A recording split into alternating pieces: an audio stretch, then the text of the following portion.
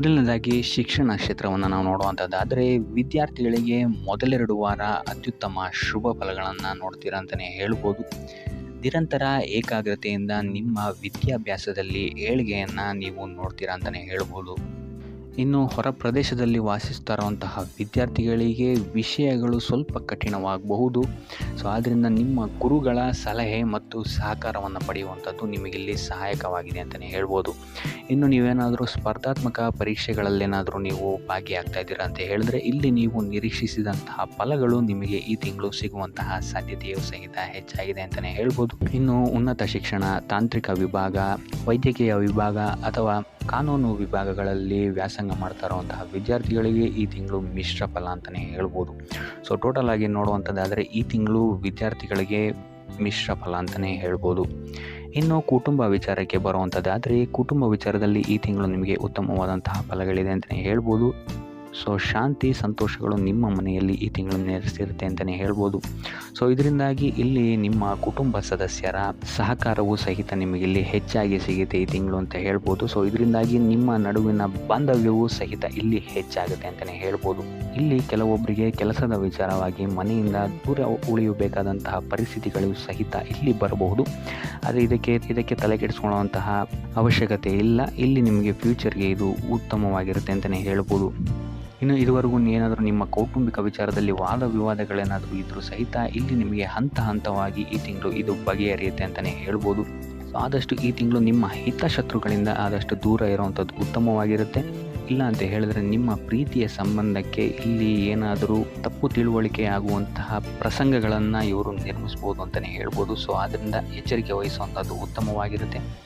ನಿಕಟ ಸಂಬಂಧಿಗಳಿಂದ ಈ ತಿಂಗಳು ನೀವು ಸ್ವಲ್ಪ ಚರ್ಚೆಗಳನ್ನು ಸಹಿತ ಮಾಡ್ತೀರಾ ಅಂತಲೇ ಹೇಳ್ಬೋದು. ಆದ್ದರಿಂದ ಈ ತಿಂಗಳು ನೀವು ನಿಮ್ಮ ಮನೋಧರ್ಮ ಮತ್ತು ನಿಮ್ಮ ಕೋಪವನ್ನು ಸ್ವಲ್ಪ ನಿಯಂತ್ರಿಸುವಂಥದ್ದು ಉತ್ತಮವಾಗಿರುತ್ತೆ.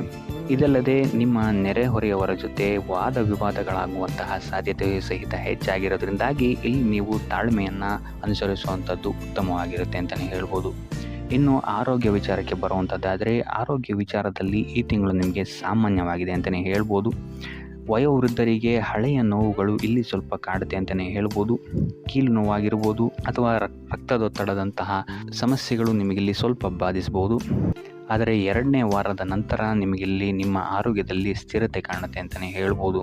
ಸೊ ಆದ್ದರಿಂದ ಯಾವುದೇ ರೀತಿಯಾದಂತಹ ಆರೋಗ್ಯ ಸಮಸ್ಯೆಗಳನ್ನು ವಯೋವೃದ್ಧರು ನಿರ್ಲಕ್ಷಿಸೋಕ್ಕೆ ಹೋಗಬೇಡಿ. ಆದಷ್ಟು ವೈದ್ಯಕೀಯ ಸಲಹೆ ಸಹಕಾರವನ್ನು ಪಡೆಯುವಂಥದ್ದು ಉತ್ತಮವಾಗಿರುತ್ತೆ. ಇನ್ನು ತಿಂಗಳ ಕೊನೆಯ ವಾರ ನಿಮಗಿಲ್ಲಿ ಶೀತ, ಜ್ವರ, ಕೆಮ್ಮುಗಳಂತಹ ಸಮಸ್ಯೆಗಳು ಸ್ವಲ್ಪ ಬಾಧಿಸಬಹುದು. ಯಾವುದೇ ರೀತಿಯಾದಂತಹ ಅಸಡ್ಡೆಯನ್ನು ಇಲ್ಲಿ ತೋರದಿರುವಂಥದ್ದು ಉತ್ತಮವಾಗಿರುತ್ತೆ. ಸೊ ಆದಷ್ಟು ಈ ತಿಂಗಳು ನೀವು ಯೋಗ, ಧ್ಯಾನವನ್ನು ಮಾಡುವಂಥದ್ದು ನಿಮಗಿಲ್ಲಿ ಸಹಕಾರಿಯಾಗಿರುತ್ತೆ ನಿಮ್ಮ ಆರೋಗ್ಯದ ದೃಷ್ಟಿಕೋನದಿಂದ ಅಂತ ಹೇಳ್ಬೋದು.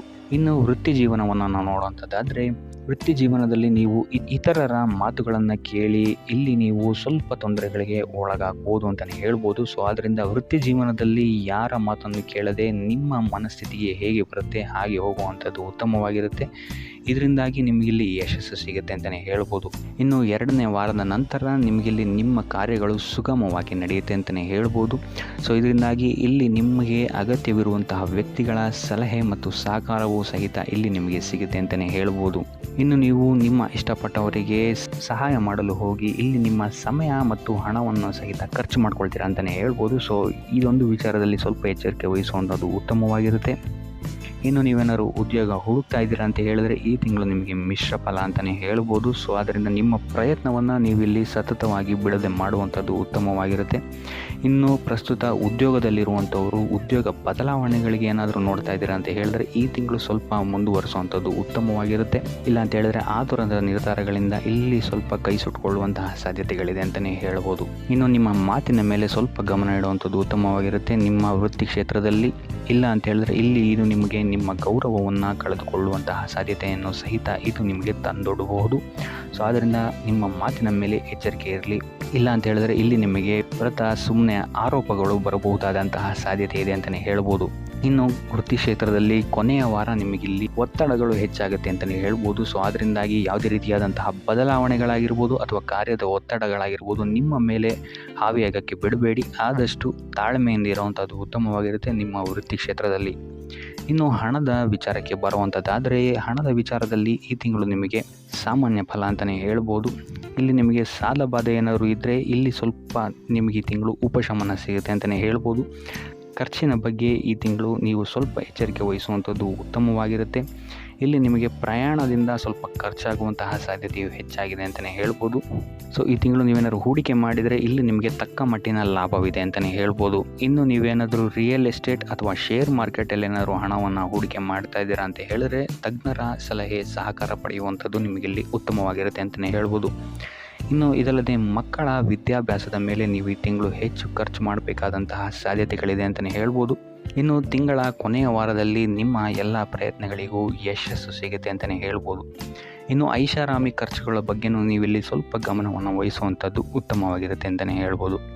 ಇನ್ನು ಉಪಾಯ ವಿಚಾರಕ್ಕೆ ಬರುವಂಥದ್ದಾದರೆ ಶಿವನ ಆರಾಧನೆಯನ್ನು ಮಾಡುವಂಥದ್ದು ಅಥವಾ ಸೋಮವಾರದಂದು ಶಿವನಿಗೆ ಬಿಲ್ವ ಪತ್ರೆಯನ್ನು ನೀಡುವಂಥದ್ದು ಆರ್ಥಿಕ ಸ್ಥಿತಿಯಲ್ಲಾಗಿರ್ಬೋದು ಅಥವಾ ವೃತ್ತಿ ರಂಗದಲ್ಲಾಗಿರ್ಬೋದು ಸಮಸ್ಯೆಗಳಿಂದ ನಿಮಗಿಲ್ಲಿ ಪಾರಾಗಕ್ಕೆ ಸಹಾಯ ಆಗುತ್ತೆ ಅಂತಲೇ ಹೇಳ್ಬೋದು. ಸೊ ಇದಾಗಿತ್ತು ಈ ತಿಂಗಳ ನಿಮ್ಮ ರಾಶಿ ಭವಿಷ್ಯ.